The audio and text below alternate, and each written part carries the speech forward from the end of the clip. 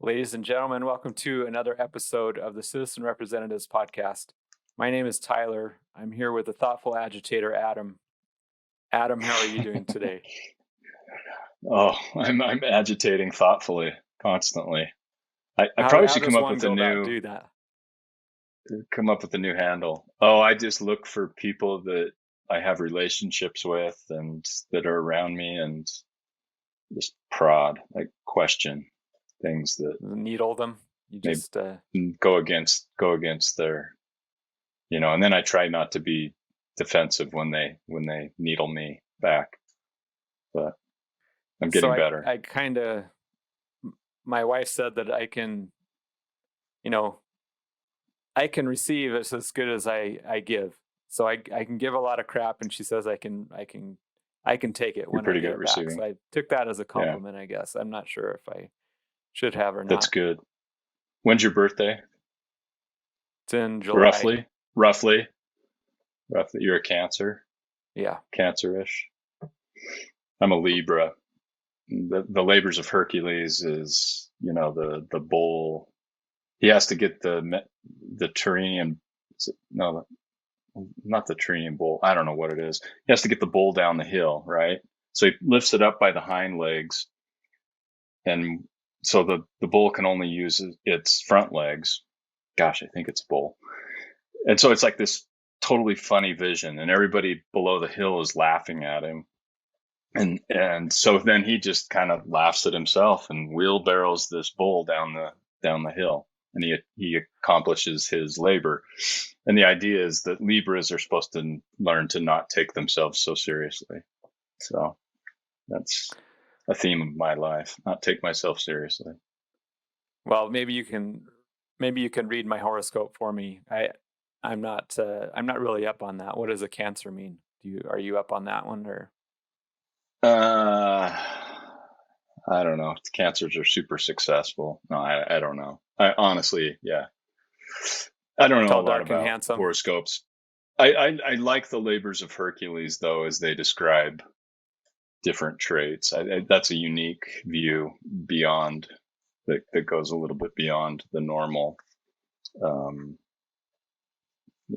horoscope that we think So I of. saw it was kind of a joke on Twitter, and it kind of was a tweet that went viral, and it's this kid's texting his mom. He says, "Mom, what time was I born?" And the mom says, "Run, son."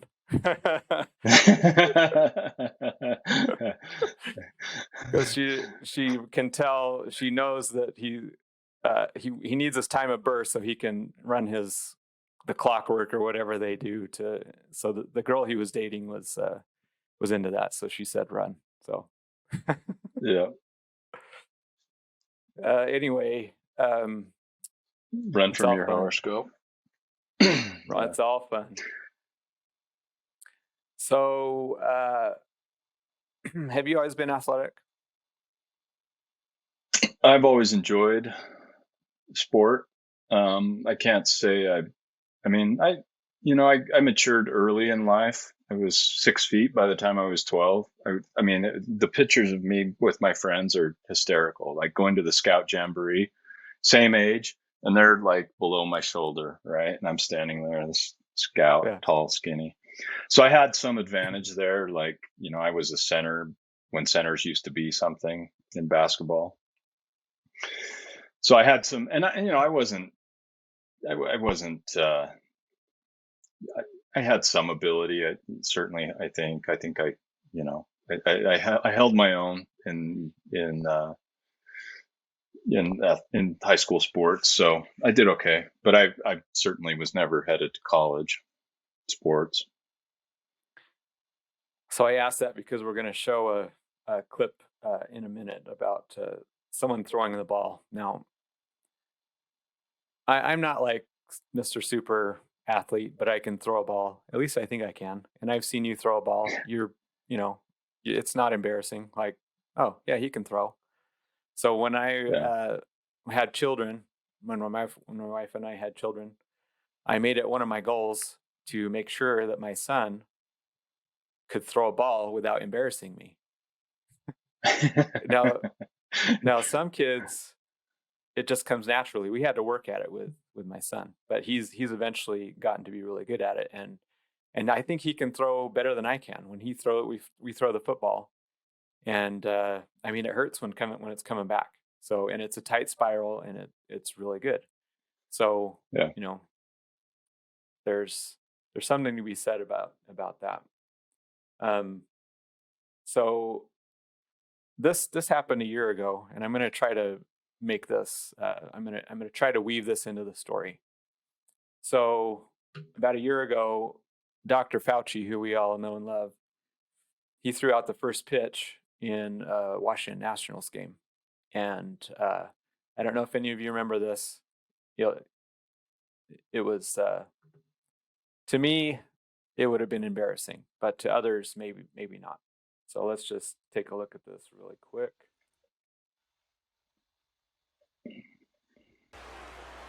Dr. Fauci, when you're ready, it's your pitch.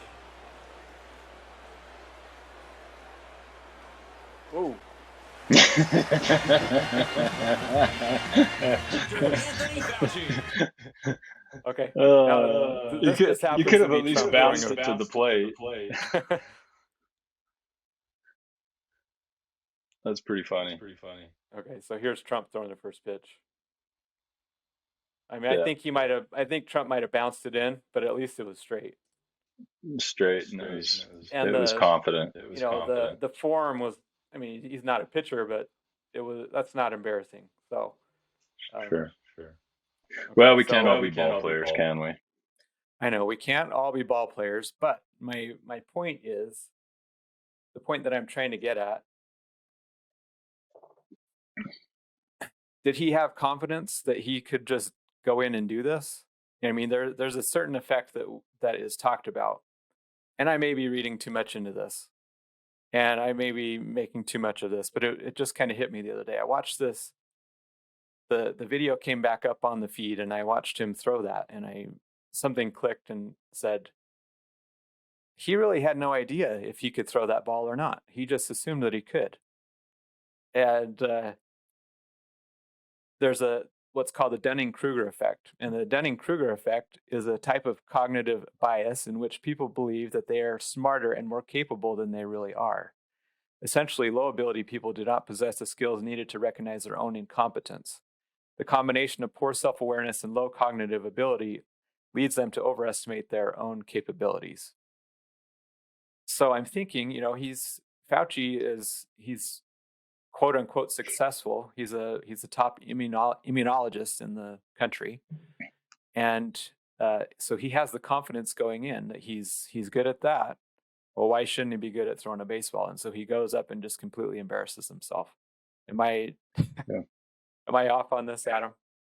Well, I would say the premise that he's a top immunologist in the U.S. and really competent and good at his job, I would call that into question for starters. So you disagree with the premise? But yes, he has the position, he has the power, he has the authority, and he's been doing it for a long time. So to that extent, I'm sure he feels very confident, and your point is valid. So there are some people who, against all odds, seem to rise to the top. And I don't know, from what I understand, he's the top paid federal employee in the whole United States, making somewhere in the neighborhood of $400,000. So he's done the things right to get to where he is. That doesn't necessarily mean he is right. But I say this because now the CDC has come out again, and they are now revising the guidance on the masks. So this is a Daily Wire article. Fauci flip-flops again, says the masks not needed outdoors. Okay, first, I'm reading from here. First, Dr. Anthony Fauci, America's top immunologist, said Americans didn't need to wear masks to prevent the spread of COVID-19. Then he said wear a mask. Then he said wear 2 masks. And he also insisted that everyone should wear a mask everywhere, even outdoors, and even if they're vaccinated. So it's just a big flip flop. And I mean, I just don't get it. Is there, what am I not seeing? Why are we going back and forth with this? How come we can't figure this out? We've had masks for a long time. We've had disease for a long time. How come we can't figure this out? I think they reach points in time where things become so they're unable to continue with whatever narrative they started with. Either the evidence becomes overwhelming, and even your own begin to question you. Right? It's when your own start. The people that are sycophantic towards you for so long, the media, people that you have the same political views with, they want to believe, they choose to believe everything that comes out of your mouth, and they do they're obedient, they're diligent.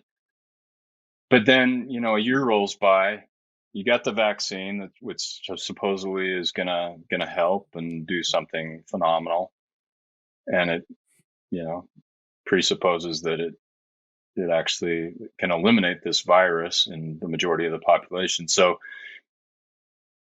even your most staunch supporters at some point start questioning you, and you're kind of forced to say, okay, let's revise that. And it's obviously not driven by science. It's driven by politics and time and circumstance.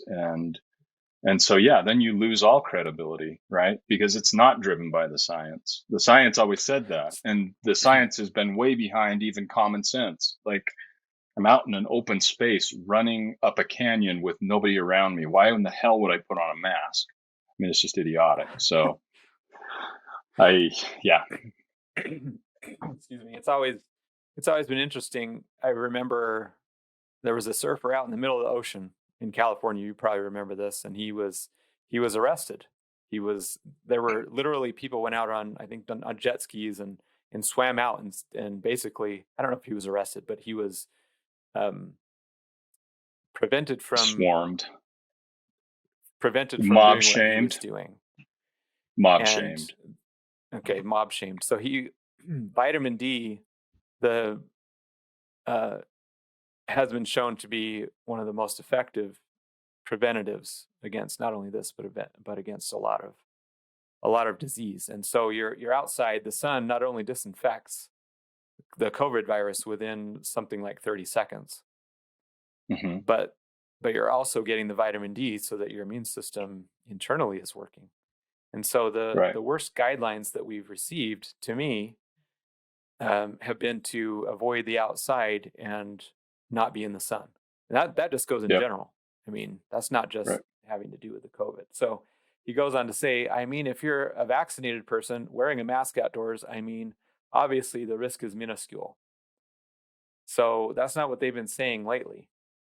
And then then they go on to talk about the transmission on surfaces, because the sanitization market has exploded lately. And I know this firsthand because of what I do for a living. We've purchased hundreds of thousands of dollars worth of disinfectants and things. Okay, so and they're sitting in a warehouse, or they're still there.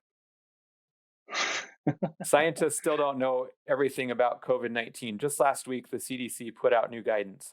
It is possible for people to be infected through contact with contaminated surfaces or objects, but the risk is generally considered to be low, the guidance said. The CDC added that the chance of contracting the coronavirus through surface transmission is lower than 1 in 10,000. And it goes on to say that's contrary to what experts said at the beginning of the pandemic, when the prevailing wisdom was that surface transmission was a prime vehicle for catching COVID. Yeah. I mean, it just goes back and forth. Now, I got to back up so I don't get fired. We were able to open up school because we had such a large amount of this. And so it was very wise on the administrators to do that. And I'm not being tongue in cheek. I mean, I think it was very important to have, at least for the community to see, that we had preparations in place if that was really, at the beginning, we didn't seem to know what was what. And we seem to be figuring out as we go. I don't know. Well, you live in an area where there are some pretty more reasonable people in positions of government and school boards. And I I, think however, so. do not. And then it says, then there's former FDA Commissioner Scott Gottlieb, who said last month that the 6-foot social distancing mandate put in place across much of the U.S. wasn't based on clear science. Oh, interesting. The kids being locked down, that's not based on the statistics at all. The kids have such a low possibility. They're so, it doesn't affect them by and large. I mean, that, of course, there have been, I think there have been deaths with kids, but it's been as a whole, it's been so low that we shouldn't have locked down all the schools because of it. And this is just, this is just so interesting. All of these things that go on. Were you going to say something? No, I'm just going to say it's child abuse. I think what we've done to children over the past year, keeping them out of the classroom, not socializing. And then when we do send them back, they've got the damn masks on. So, it's just more dehumanizing. They can't really interact. They can't socialize. They can't absorb their peers the way children are supposed to develop normally. And I think the consequences of that we're going to be feeling for years to come. Hopefully it's not too bad, but I fear that we've done some serious damage to our children. So we've got the CDC came out with these new guidelines, and this is what it is graphically. So we have COVID-19. I'll just go down the fully vaccinated side. Walk, run, or bike outdoors with members of your household. Safest, no mask required. Attend a small outdoor gathering with fully vaccinated family and friends. Safest, no mask required. Attend a small outdoor gathering with fully vaccinated and unvaccinated people. Safest, no mask required. Dine at an outdoor restaurant with friends from multiple households. Safest, no mask required. And you can just go up and down. It's, like I said last week, the mask compliance down here is low. I don't know. That's why not exactly. You can edit that out. So what was I going to say? Now you've got me all discombobulated. There's not that many places in southern Utah anyway. Well, as a per capita, I just wanted to let people know this is one of the highest per capita gun ownerships places in the whole United States. I don't know why I say that. It's just one of those things. No reason. Just comes out. The Second Amendment is popular down here for some reason. Freedom, I guess. So I was going to say, a perfectly worn mask probably works. An N95 grade medical. Yeah. Cloth mask, not so much. Well, we don't, No, I'm not quibbling about that. That's true. So I'm weaving this tapestry here. I'm trying to tell a story that basically you need to do your own research and figure out what's going on. What we're being told, and this is what I said at the end of the last podcast, is the default for news should be that it's fake news, and you need to prove it to be true. And that goes for anything that we're being told to do right now. If you're being told to do it solely because of someone in power telling you to do that, aka Dr. Fauci, that doesn't necessarily mean he's wrong, because he's been on both sides of the topic here. He's got to be right, at least. That's what people do. They're on both sides so that they can at least be said that they were right. So now we have the CDC guidelines, and now they're coming out and saying that actually, yeah, you've been vaccinated, but that immunity that you have is going to wear off in about 6 to 12 months. So you're going to need a booster every year for this. And this is not something that I'm making up. So you'll need a vaccine dose to be, so will a vaccine booster dose be needed for full COVID-19 protection? And then they just say, it's hard to say, but probably. And, they're just setting us up. This is what we've talked about before. I'm not saying that I'm not saying at all that the vaccine manufacturers created this, because I don't think that's true. But once you have a market, you tend to play to that market. You try to talk it up, and you have to, you have to work with that. Maybe you can elaborate on that for a second. Oh, I mean, I think these companies are definitely interested in pushing their sales, and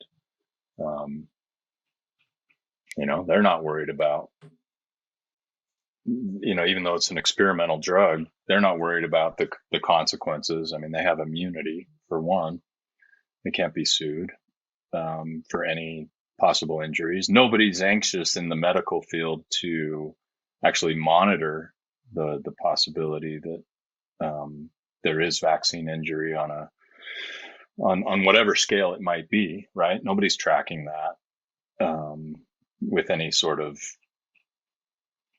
real courage or position of inquiry. They're just, okay, yeah, I think, things are risk, but overall, most people do fine. Well, we don't know the long-term consequences of this, or a lot of these newer vaccines for flu shots, and other things they've come up with in recent years. I mean, back in the day, we used to get vaccinated maybe 23. The average person would be vaccinated 23 different vaccinations throughout their lifetime. Now it's like 69, including flu shots. What's the purpose of that? Why does everybody get the same dose? Why do we have to lump all these vaccines together? What are the long-term consequences? There are people studying this, but they're easily labeled as and just dismissed as, well, conspiracy and bogus and anti this. And so I don't think there's the point being, I don't think there's any self-accountability. There's no reason to prove you're wrong if you're in the vaccine industry. There's only reason to prove that it helps people. And to me, to me, it's seems curious. Go ahead.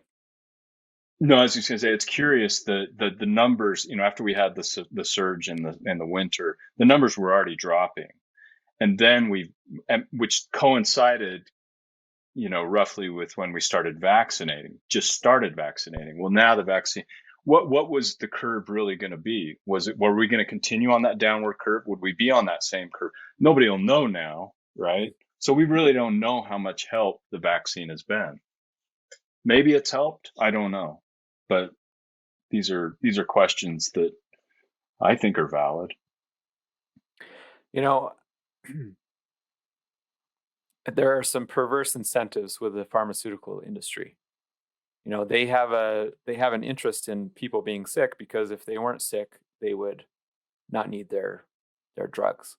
So that's me being a little conspiratorial there, and I don't even know if that's a conspiracy. I mean, it's just kind of out in the open. It's I don't think it doesn't have to be a conspiracy if it's just self-preservation, like, this is my industry. Yes, I am helped by people being sick, and I can invent a new drug for it. So I think what you're saying is absolutely true, and it doesn't have to be men conspiring in a room to keep people sick. And someday I'll talk about my health journey. I won't do that today, but it's kind of, I had a health scare, and I had to figure things out on my own. That's the short story. Long story made short. And so I have, and a lot of people have gone through that same journey. And we see that the traditional medical field in certain type of illnesses has really failed us. The medical field does, the people are genuine by and large. They want to help people. Yeah. No doubt. But they have their own ways they have to do things, and they can't think outside the box, or else they'll lose their license. My mom she was an alternative doctor, but she lost her license because somebody complained. I don't know the whole circumstances. There could have been some malpractice in that, but my guess was that she was talking about things that one could do to help with the virus, and probably possibly ran into the ire of the authorities there. There are just these I don't know what the word is because I'm at a loss for words right now, but there's businesses and just kind of industries that are set up to be self-sustaining. And once you get into that, you have to say what they tell you to say and do what they do. You have to follow their guidelines, or else you'll find yourself on the outs. And there are very few people who are willing to actually, figure out what the underlying causes of things are, rather than just, oh, I see you have the symptom. Here's a drug that will help you with that symptom. Let's see why you have that. Let's figure it out. And again, that's I have my own story about that, and it's I'll tell it someday. So citizen representatives reduces corruption in politics by uniting as legal citizens to elect lawmakers with the ironclad agreement that they will vote on bills according to a majority vote by citizens in their district or state. Again, that's a reiteration of the kind of a mission statement of citizen representatives. We talk about freedom, we talk about liberty, we talk about things that are important to us. The idea of citizen representatives is a nonpartisan thing, although Adam and I tend to talk about things that would be partisan. We see things a certain way, and we like to try to teach that and bring it to the light. That doesn't mean that citizen representatives couldn't be used and won't be used in a state that doesn't, in California, for instance, or New York, or one of these blue states, that it can be citizen representatives will be in all states, and it's the principles that we're talking about here are for everyone. Again, we've started a new Instagram account. I've enlisted the help of my daughter to help make some graphics and do some things there. On YouTube, we've got citizen representatives. We'll be doing some more little illustrated clips and things like that to get the word out. We've got some big plans there. We started to do advertising, so we're starting to see the views go up. We've got a kind of a sister project, the Declaration of Goodwill. Adam, why don't you talk about that for a quick moment? How's that coming, and what is the scoop there? Yeah, the Declaration of Goodwill comes from kind of a metaphysical group that Tyler and I are part of, and the idea itself has been taught, obviously, in every religion and philosophy throughout the world through the history of time. So it's nothing particularly new, but it seems that we're at a point in time where this world, especially our country, is so polarized in one direction or the other that it's causing neighbors and family to reject people simply because of what they believe or how they vote. And we think that that's not okay. Like, we used to be able to go to family parties and sit at the dinner table, and you'd have it out and you'd talk politics and be on one side of the aisle or the other, and you'd have a hearty debate, and there might even be a little yelling, but at the end of the night you'd hug, and you still love your brother and your sister and your mom and dad, and you go home. And these days it just feels different, right? And it's a really toxic world that we're living in, and I think there's a point of tension there that needs to be healed. And it's great that we're only having these battles emotionally for the most part, but when they start to become battles of force, where we're forcing people to think and act and do according to what one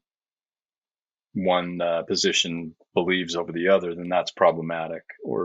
And so Declaration of Goodwill is an outreach to say, hey, look, we're still one people, we're humanity, we're humans, we're all in this together. We don't care about race, sex, status.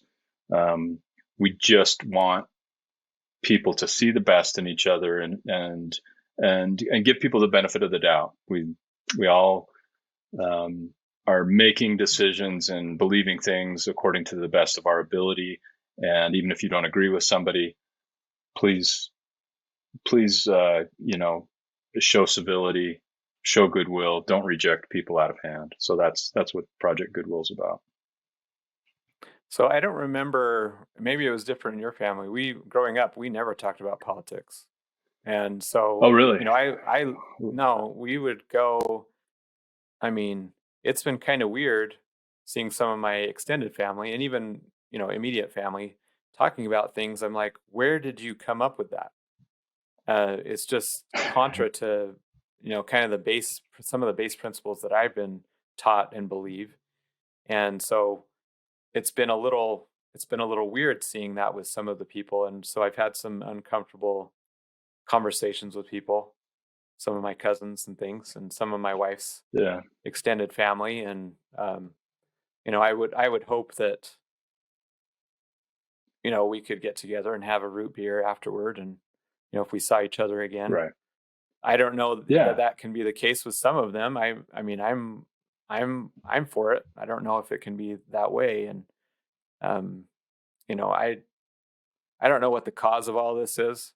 There's so many different factors that have come together to cause kind of this division with us, but I don't know how to overcome that right now. And that's part of what citizen representatives is coming to do. We still have our ideas about how things should be done, but we're trying to reduce at least some of the factors that go into some of the rancor and bad feelings that are in politics, and that's bringing a lot of the decision making back to the people. And the Declaration of Goodwill, part of it is to, when we see people who are in positions of power and influence, that we would call them out and say, hey, what you said there was really not the best, or whatever. And so that leads us to LeBron James. So we're going to be calling out LeBron James here. So if you're a LeBron James fan, cover your ears, or, I don't know. You'll probably flop on the ground, because LeBron's a flopper. Okay. That's calling him out. Yeah, you've called him out. Stop flopping, LeBron, and stop going with these super teams. Okay. Yeah. I mean, okay, that's not why we're calling him out. There was this was all over the news about a week ago. So this, in our day and age, this is old news. Like, a lot of people have already forgotten about this, but this was a big deal for a couple of days. There have been I don't want to say a large number of police shootings, but there have been, because overall the statistics have probably been pretty stable, but there have been a lot more police shootings that have become politicized, because now the police cannot use force or deadly force for any means against a Black person. That's the prevailing wisdom right now, no matter what the situation is. Okay, so that's the setup here. So the police in Columbus, Ohio, receive a phone call from a young woman saying, please help, this girl is coming after us and she's trying to stab us. So the police arrive on the scene with the assumption and the understanding that someone on the scene has a gun. So there's this group of people, and I think they're all Black. Not that should matter at all. But he sees these people, and one of them falls on the ground in front of him. The police officer has his body cam running. There happened to be other neighborhood cams recording this. Just, it wasn't like they were just security cameras. So it wasn't like people weren't videoing this with their cell phones, I don't think. The one girl, the bigger girl, says, I'm going to stab you, or something like that. I'm getting some of these details wrong, but directionally this is true. So he sees this girl. There's a girl in pink up against a car, and she's there cowering. I think she has a little puppy in her hands. And the bigger girl has a knife and is lunging toward her to stab the girl. So the police officer sees this, he had his gun drawn and fires on her and shoots and kills the girl that was about to stab the other girl. Okay, so both girls were black. One was about to stab the other girl. Now, to normal people who see this, at least I'm assuming, would go, oh, that police officer just saved that girl from being stabbed. But Right. that's not what the news talked about. Adam, what was your take on how the news kind of flipped this into? Well, just for starters, it's another white cop shooting a black person, right? And so that's the setup. That it starts there. And then from there, when you realize, oh well, she was making a stabbing motion, then the prevailing excuse was, well, teenagers fight all the time, stabbings, kids and their knives. Who didn't have knife fights growing up? It happens every day. West Side Story was all about a knife fight. So, but you don't have to shoot the girl. My goodness, she would probably had a 1 in 5 chance of surviving a stab wound. No worries. You had time to tackle the girl after that. Never mind, you might get stabbed as well, or somebody else. Yeah. So that was kind of the media take in the aftermath and their defense of it, to try and continue to perpetuate this idea that this kind of aggression is common, number one, and that it's racist, number two, or racist number one and common number two. Yeah, I didn't have knife fights growing up. Let's just put it that way. No? I don't know. I grew up in a small town. Maybe, we had pitchfork fights. No. Fist fights. No, I didn't even, we had wrestling fight. I never punched anyone in the face. I never got punched. Yeah. I was pretty easygoing. I don't know. Maybe some people did. So LeBron, I don't think LeBron saw, because when you're watching it in regular speed, this was hard. You couldn't actually see because it was grainy. It was a little bit grainy. Yeah. So you couldn't tell what was going on. So LeBron and a large portion of the news, they jumped on there and, oh, this is another police shooting. We have to hurry and politicize this. So LeBron tweets with a picture of the cop who shot the girl. You're next. And then there was a little icon with a what's the thing with the sand that you turn upside down and it's like a timer? An hourglass. An hourglass. Again, I'm missing my words here. You're next with an hourglass, and then hashtag accountability in all caps with, and again, a photo of the policeman. So LeBron's good, because what just happened with context is the Derek Chauvin, who was convicted, he was convicted of killing George Floyd. So that was a context of that tweet, meaning you're next. This cop, meaning you're going to be prosecuted and found guilty next. That was my take on the you're next deal. So LeBron jumps into this without knowing the full context. He got hammered on people retweeting and showing him still shots of the photo of the girl with a knife lunging toward the other, which was, fractions of a second away from losing her life. And the police officer, I can't be a policeman. There's no way. Just the decisions that you have to make, the things that you'd have to live with.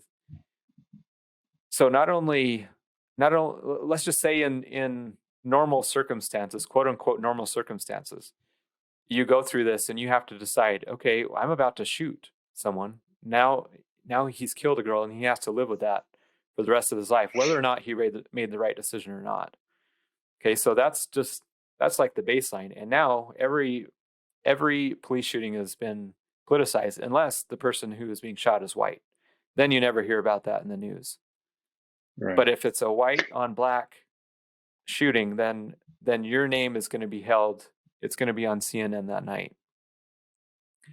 So he has a choice: shoot the potential killer who's about to plunge a knife into someone. Okay, you're shooting a black girl, you're racist. On the other hand, let a black girl get killed. Okay, well, now you're a racist too. You're damned if you do and damned if you don't. That's the situation. Now, I probably couldn't have lived with myself to let somebody get killed. If you have it within your power to prevent that, he's probably, sleeping better at night, but you run the risk now of him being a household name as opposed to just letting someone get killed in front of you. So what's and the that's how story they're there? trained. That's how they're trained. They're sworn to protect and preserve human life with every means possible, right? First aggressor, gets shot. So then LeBron, he tweets. Let's go on to. I'm so tired of seeing black people killed by police. I took the tweet down because it's being used to create more hate. Oh, interesting. This isn't about one officer. It's about the entire system. And they always use our words to create more racism. I'm so desperate for more accountability. Okay. How are we creating more racism? Now he's the victim. Yeah. Okay, this is classic. When you get caught in your own making, now you're the victim. You make yourself out to be the victim. So we're calling out LeBron in this. LeBron, step up. Go ahead. I think you have another comment. No, it was exactly it. Just that, it's classic, very classic defense mechanism to try and steer the conversation another way and make yourself the victim. And obviously, being a black person, he can insert himself into that context where, then it's just more racism heaped on top of supposed racism. It's very convenient and very lazy. It's a lazy argument. So I'm gonna take another dig at LeBron, and so you can now call me out for not having goodwill to LeBron.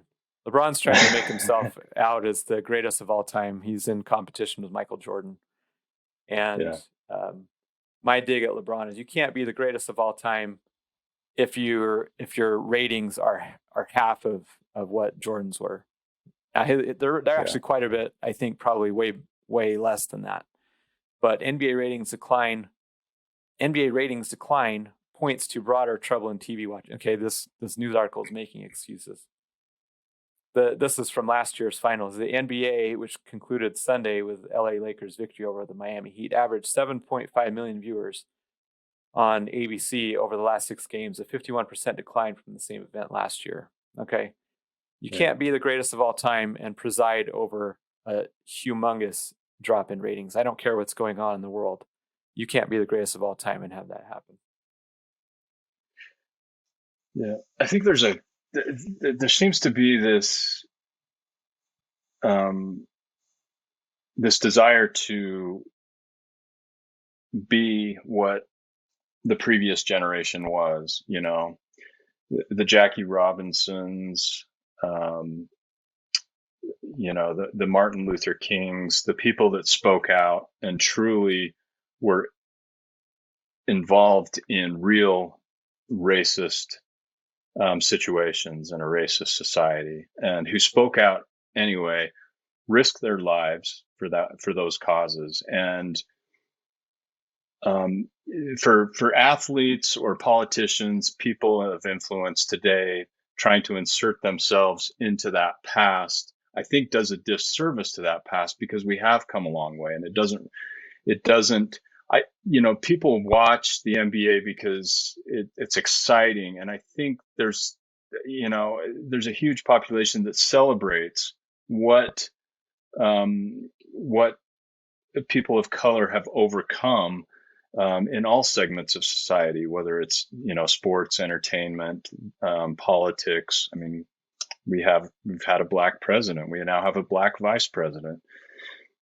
there's a complete willingness and a desire to celebrate those things right alongside. But when race gets injected back, and we're continually told that we're still living in the 1860s or the 1890s or the 1950s, when the truth is we've come so far, I think it creates real dissatisfaction. It's like, no, I just want to appreciate you for what you can do as a human being and what you contribute to your particular job and the entertainment and the joy that you bring, in this case, the game of basketball. And instead, you insert yourself back and try to be this civil rights leader. And I think it really lacks an understanding of what that movement was about, unfortunately, and where we are as a society now. And people are turned off by that, and they're just say, okay, if you're going to inject that kind, this is not the guys in the, what was it, the 1968 Olympics or the 1970, I can't remember what it was, and the two black runners, and they put their fists up, and I think that was an appropriate thing in that time. These guys were standing up for human rights. They wanted attention brought to a terrible situation that we had in America at that time. We're not in that situation today. And it's fine to have conversations between police and communities and to try and figure out how to better help people. But when you jump to the extreme and just say, white people are racist, cops are bad, and you use these general, you ascribe these general qualities, which, these horrible qualities to people so broadly and so generically, it just dilutes any other discussion and any real racism. Right now everything's racism. So how do you call out real racism when it's there? And so I think that's why you see these kinds of things happen with viewership. Sorry, that was a long explanation, but that was kind of my take on it. So when these people, when you're in a position of power and influence, an interesting indicator is who you can't speak against, right? So the people who were in the civil rights movement, they were definitely speaking against people who they weren't supposed to speak against because there was a ton of backlash, right? The people in power. Now, LeBron is not speaking against people in power. LeBron is speaking against people who, if he really wanted to speak against people in power, he'd be talking against China and the situation with the Uyghurs. If you're familiar with that, right. there is a huge, I don't know if genocide is the word because I don't know the whole situation, but the Uyghurs are being persecuted and they're in concentration camps, right? I've read things that they're being, okay, I don't want to go there because that's kind of conspiratorial. It may be true, but I don't know that it is true. And I don't have the evidence. I'm going to back off on that. LeBron will not talk against China. Okay. If LeBron James were a true, involved or interested in promoting freedom and human rights, he'd be standing up against China right now, but because they're signing his check, so to speak, because of the deals with the NBA and China, he's not going to do that. LeBron James is a coward. So he does things that he thinks that do gain him praise from the media. But the media is not the people that you should be looking to gain praise from, in my opinion. Right. And so again, calling out LeBron James, I think we can move on from that. Unless you have any last thoughts. No, it's a valid point. No, that's a totally valid point. I mean, it's the difference between LeBron James and Charles Barkley. I kind of applauded him a couple weeks ago or a week ago when we were talking about Charles and his basically saying, that he thinks black and white people are basically good, and that it's the people in power that create this division in our country. And the difference between Charles Barkley is that he's speaking against what you're calling out. The mainstream media, the comfortable, safe narrative that exists in politics, and he's controversial. So when he speaks out, it's actually controversial, right? When LeBron speaks out, it's only controversial because it's so extreme and so over the top. But otherwise, he's placating a very safe narrative that most of the media has bought into. All right, so let's move on. We're going to talk about, because citizen representatives, the idea is that we will come together as people in a district or state to vote on bills. Well, a recent bill that's come up is the HR 51, which is to make the District of Columbia into a state. And so this passed the House. It doesn't have a very good prognosis of passing the Senate, but there is definitely a momentum for it, of course, through the media and through the people in power, a lot of the people in power anyway. Of course, what this would do, the DC is something like 95% Democrat. And that's no surprise. It's the seat of power for the United States. Generally, people in power tend to be Democrat. Let me take that back. The people within the federal government, I'm not talking about elected officials. I'm talking about federal employees. They tend to be Democrats by and large, by a huge margin. And yeah, I don't know if that's a cause or an effect, but the people who live near DC, it would be the bluest of blue states. So they passed this bill, and there's a lot of talk about it. Of course, it would mean 2 more Democratic senators and possibly at least one more congressperson who would invariably be Democrat.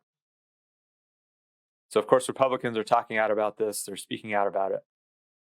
There's some constitutional considerations about this, and this didn't seem as straightforward as I thought it was, because I've heard things. Oh, it's not constitutional for them, for the Washington D.C. to become a state.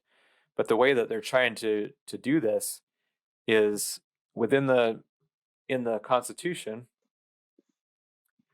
It talks about, let's go to there's a article that I'm going to link in the notes to the Daily Caller, and it talks about some of the implications, or some of the, not the implications, but some of the considerations that people are looking into when they're looking into making the Washington, D.C. a state.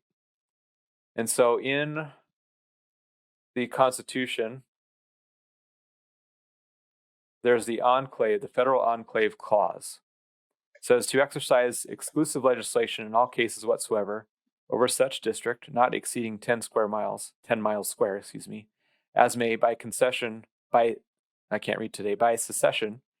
of particular states and the acceptance of Congress become the seat of government of the United States. So they're interpreting this 10 square miles, meaning that's not a minimum. The federal government, the Washington, D.C., the land set aside for this federal government does not have to be 10 miles. It can be up to 10 miles, not exceeding 10 miles. And so the end around for this, because they generally understand that you can't just make Washington, D.C. a state. They're saying, okay, we're going to leave certain monuments here.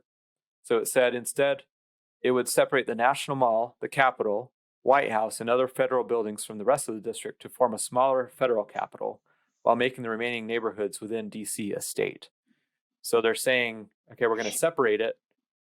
We're going to carve out this little tiny spot for the federal government, and the rest we're going to make a new state.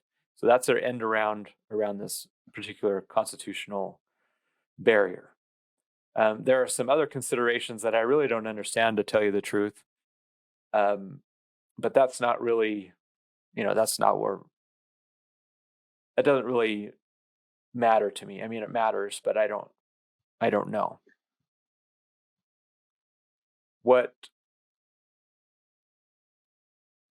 there are some considerations because the federal government, they have 3 electors in the presidential election. What would happen with those when you have only a small number of people who actually live there, which would include the president and his family. And I don't know how many people would live within this super small area, but you go from having the whole Washington D.C. being able to have those electors in the federal election, in the presidential election. Now those 3 are spread out only among, say, 100 people. And so you have such a concentration of power of those votes that it throws into doubt some of the constitutionality of it. And so I don't really. What's your take on this, Adam? Are there too many things to say straightforward? Is it constitutional or not? Or they're making this end around to try to just carve out some of it? What's the scoop with this in your understanding? Yeah, I mean, on its surface, I mean, I think the constitutionality of it is questionable. It's definitely politically motivated. I mean,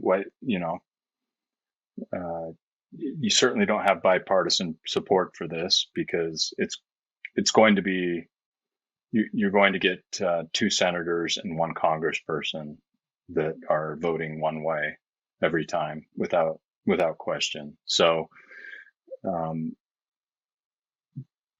their arguments, what was their main argument was, well, if taxation, if they're paying taxes. Yeah, taxation right, without representation. And so I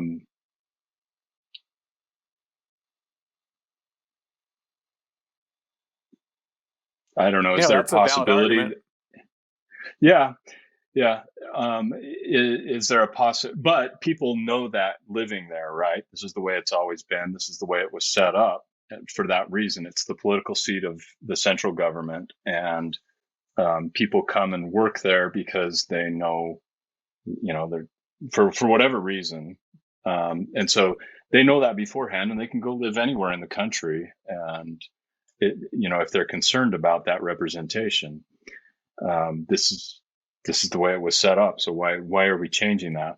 I guess the other possibility is, well, can we absorb that? We absorb this portion into, say, Maryland or Virginia instead as an alternative, and allow, and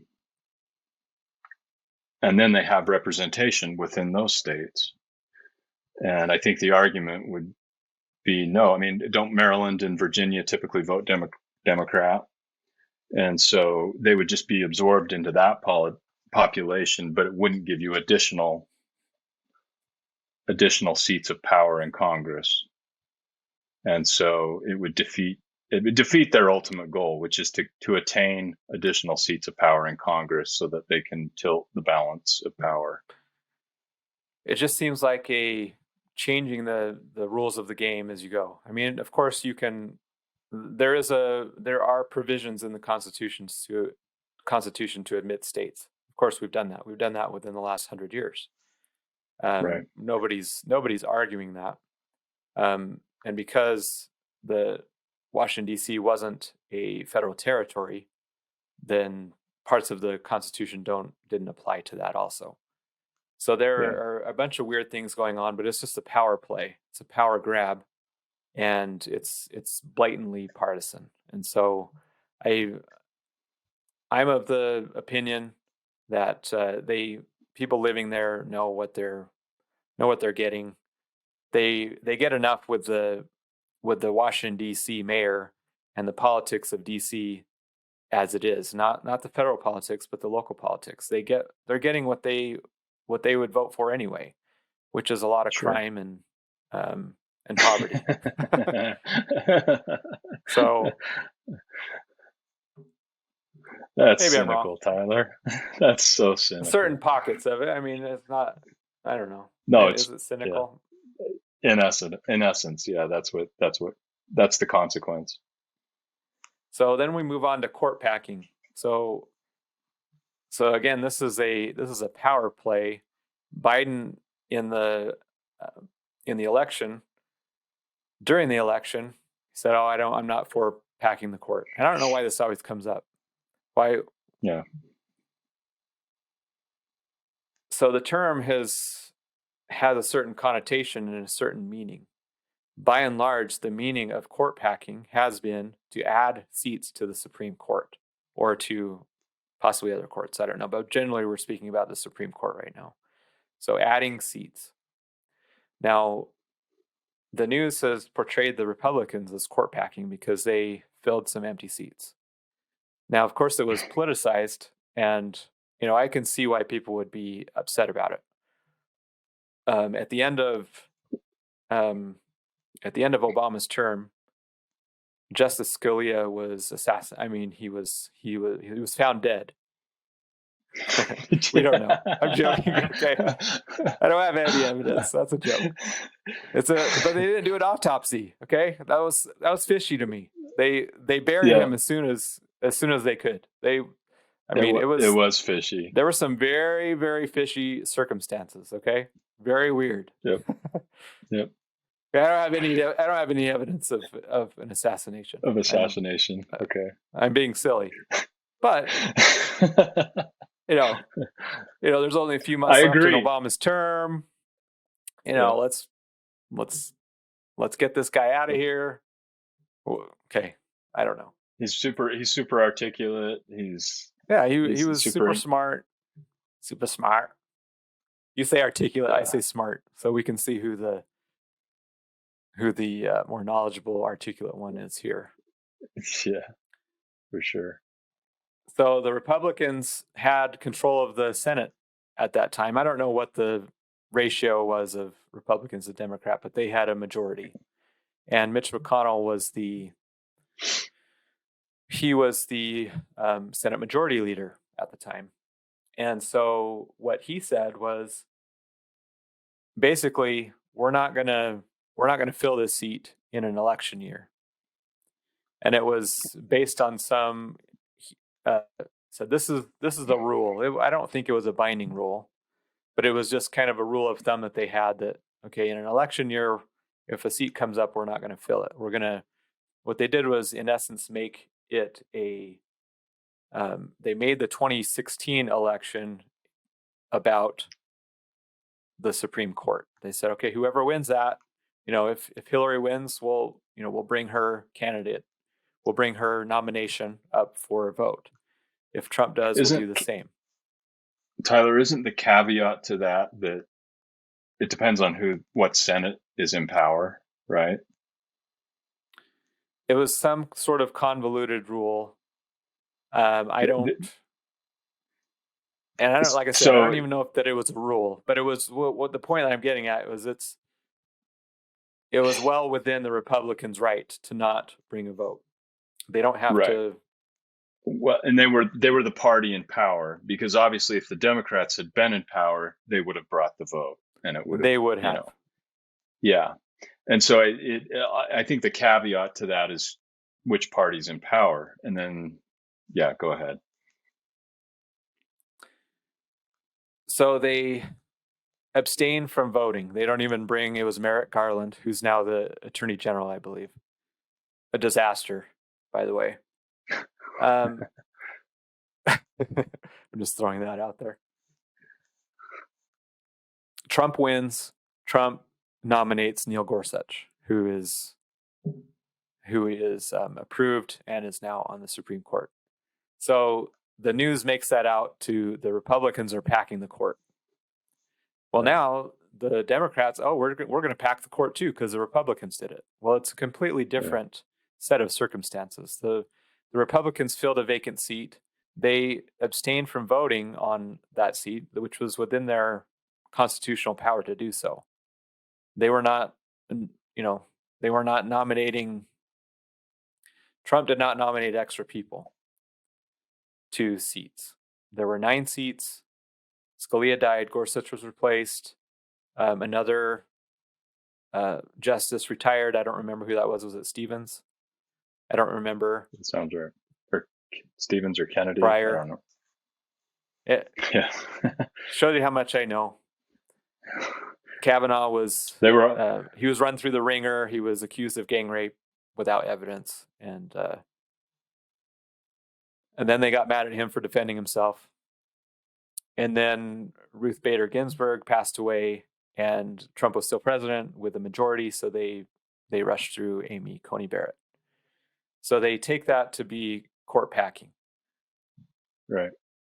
or they're saying that the Republicans are packing the court. Now Democrats are in power with they're the presidency. They have a majority in the Senate with a tiebreaker. Now they're talking about packing the court, which is adding extra seats. And so this is actually quite extreme. The implications of packing the court would reverberate for years and decades, because it's not, when one party makes a move, and let's say that they add 3 seats or whatever they're talking about, well, what's to stop the Republicans from doing that next time that they're in power and evening it up and making it however many they want? What's the end there when, it's just going to go and go. And so, what's your take on this? No, it's a bad idea. And the equation of what they're calling Republicans is doing is court packing versus what they've done. They're upset because Republicans in Trump's final year, Trump, the Republicans had said there's a precedent in the final year of a presidency, you don't make a nomination, right? Well, like I said before, the Republicans happened to be in power so they could reject the nominee. Well, the Republicans were still in power in the Senate during Trump's last term. So, yes, you could say they're hypocritical because they went ahead with the nomination, but they were in power, and that's the difference. It's if the Senate, the supposed rule, the unwritten rule, is that you don't if the other party is in power and has ability to reject that nominee. I don't know if that's a fair rule. That's just the way the game has been played, but it has nothing to do with actual court packing. They followed the rules of the Constitution. They did everything that was in their right. Now the Democrats, by court packing, are attempting to change the rules of the Constitution and expand. And it's something that well, I don't know that it's actually against the Constitution to expand the number of justices. To court pack. But the kind of idea of doing it is so contra to fairness and what should be, that's why people have a big objection to it.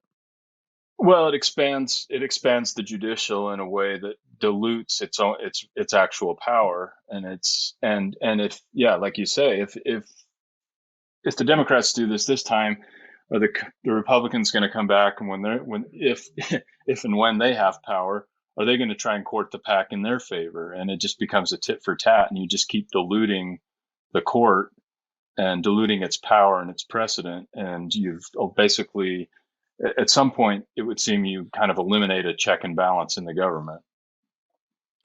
So I'm leading up to some questions here. Okay, so we're talking about HR 51, which is making DC a state. We're talking about packing the court, the Supreme Court. So then the questions start to come. Well, let's say that they do one or both of those things. To me, that delegitimizes the government. It delegitimizes a lot of the things that come out of the government. Not that they're, making a case for themselves to be legitimate anyway, but we generally hold that the government is legitimate right now. Let's say that they pack the court. They rule against, say the Second Amendment, the First Amendment. They make it so there's such thing as hate speech. They make a number of rulings where who knows what, things that are contra to what are explicitly stated in the Constitution, or they rule against rights that are guaranteed to us. What are the implications there? When are people going to start ignoring Supreme Court rulings? are people going to start? I mean, people are already talking about that, regardless of if there's court packing or not. You're starting to see kind of coalitions of states come together, and this has been talked about for years and years, about states kind of breaking off and forming their own countries. I'm not necessarily advocating for that. I'm trying to look at the unintended consequences of making DC the 51st state. I'm trying to look at the unintended consequences of packing the court. What else do you see as a possibility of happening if these types of things happen? Oh, you're asking me? Yeah. Yeah. No, I think your point's valid. If you push people far enough, and beyond what is known to them as being constitutional, and allowing them the freedoms that they've always known and believed in and fought for, and that their ancestors have fought for, what kinds of choices are you leaving them? I mean, you're at that point, the government becomes so forceful in dictating to the country what can and can't be, that it forces people into extreme action and views. And right or wrong, it's a volatile situation, and you're bound to get bad. As long as there are people that are freedom loving out there, you're bound to get some very volatile situations. And the really hard part of that is, I think that's exactly what some people would like to see. They like conflict. They like, and it will help them to drive narrative. It will help them to concentrate power. If you can always label somebody as extreme, you put them down before they even have a chance to take any action, even if they're just talking and they're going, "Hey, what's going on?" These are the craziest ideas that are going on in the country right now. If you just talk that way without even any intent to take action, and the government can put you down for your, what does that say about this country and how far, it's poking the tiger, and I don't. It's just not a good. It's not a good recipe for the country. I think most of us want to be one country. We want to be one state, one voice, one union. Different ideas, certainly, but we don't want to be against each other.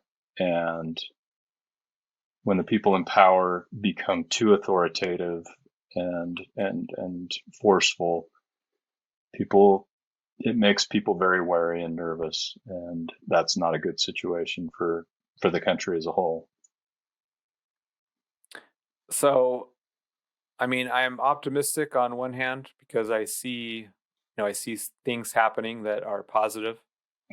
On the other hand, I see a big,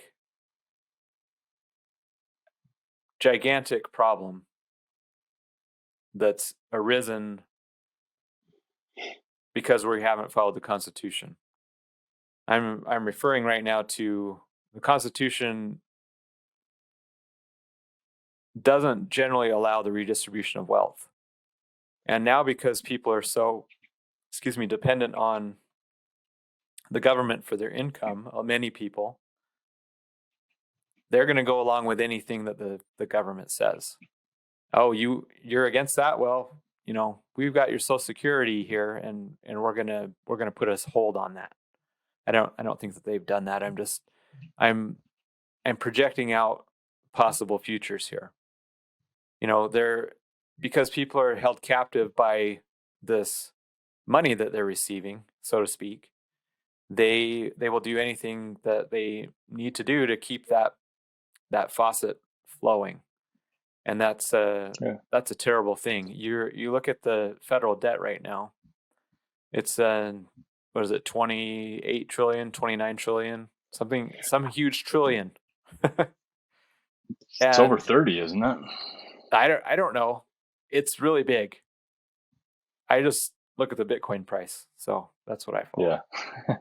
Yeah.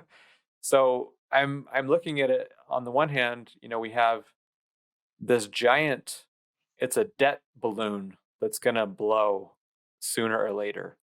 And that's going to take the whole thing down. I mean, and some people look forward to that. I don't think it's going to be a pretty sight. And I don't think it's going to be good for a lot of people. I don't know what the way out is of the debt. I don't know, but prepare yourself for some sort of default. That's just there's just so many things going on right now that it all seems to be coming to a head, and I don't know what it's going to look like afterward. Is a kind of implosion of the United States, is that something that's necessary for the freedom of mankind? I don't know. I would, because the United States right now is one of the few that at least professes to have rights of free speech, of freedom to protect yourself and things like that. There aren't very many options out there. And if this falls apart, when there's a vacuum in power, things don't go well, generally speaking. The nature abhors a vacuum, so as they say. And so people are going to come in. The first person who says, "Hey, I've got a plan," even if it's a strong man, people will go, "Well, that's better than the chaos that we're dealing with right now." And so there's a lot of things going on right now. And if I would vote, if I had the vote against this DC as a 51st state. I know there's no vote specifically on packing the courts, because that's a thing that the president would do. I would vote against that if I had a vote. I would hope that people who did vote for Joe Biden, I would hope that they would not be for court packing. Let's not be. Let's look in the long term for this. Let's look out into the horizon and see what are some of the unintended consequences that may come from packing the court. Even though it sounds, oh man, I really don't like guns. If we had 3 more justices, we could eliminate the Second Amendment because I really don't like guns, or whatever the case may be. I don't like hate speech. I don't like what this person is saying. Let's look beyond what's right in front of you at the time. Any last thoughts, Adam? No, I go back to what you said about the government being able to step in the example of the Social Security, right? Like if you don't, we're going to lock up your Social Security. You start to threaten people's livelihoods and they become complicit, for better or worse. And we've seen this past summer, with business, poor small business has had to bend and bow and comply. Put all these signs in their stores and their restaurants, whatever, keep distance, wear face masks, enforce these policies, these tedious policies that really don't have any real effect, in order to sustain their business. And in many cases, they weren't even able to open anyway, even when they were complying with all of the rules of supposed science. So I think it's a real thing. It's already here. And some of these other avenues of enforced, affliction on people's lifestyles is bound to raise its head again in other ways. There's, on the spectrum, there's freedom and tyranny, and we're working to promote freedom. We're working to promote liberty. We try to call out where we see tyranny.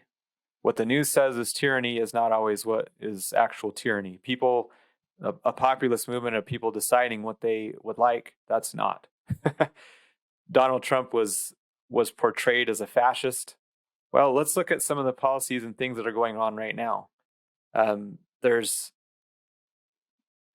Don't believe everything you're being fed.